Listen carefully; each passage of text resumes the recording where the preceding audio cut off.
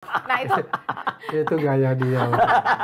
Nggak bisa dibuktikan kok sebenarnya. iya, dan harus dibuktikan kalau memang Iyalah. Ya kalau dia hukum ya itu ada kaitannya dengan barang bukti pasti harus dibuktikan. Gitu loh. Jadi memang lucu juga kan, kadang begini kita kan ada satu ruangan gitu kan, ada yang buang gas itu udah kamu ya kan gitu.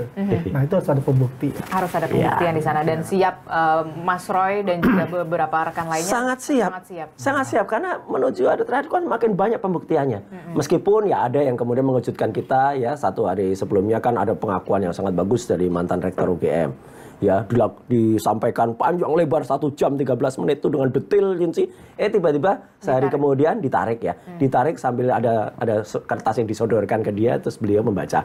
Kelihatan. Nah, ada orang juga tahu semua kok. Profesor itu juga sambil senyum. Yang penting udah beredar.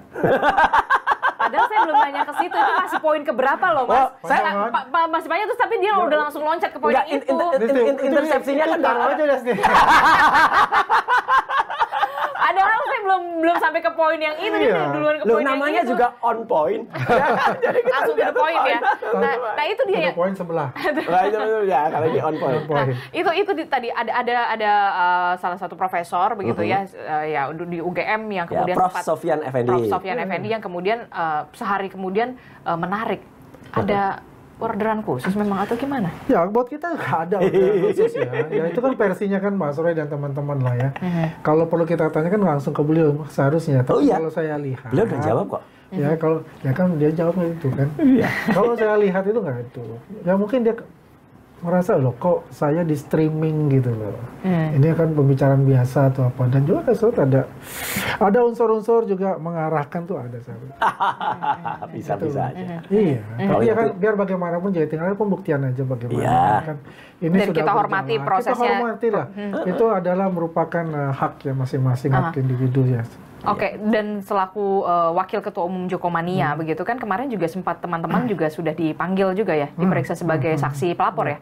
Nah itu teman-teman ceritanya gimana? Jadi ini, saya kebetulan ada Rumah Juang Jokowi ya, RJ2, dan saya ada koordinator ya untuk desk kitanya itu. Jadi teman-teman memang yang melaporkan ya, Mas Roy dan teman-teman itu.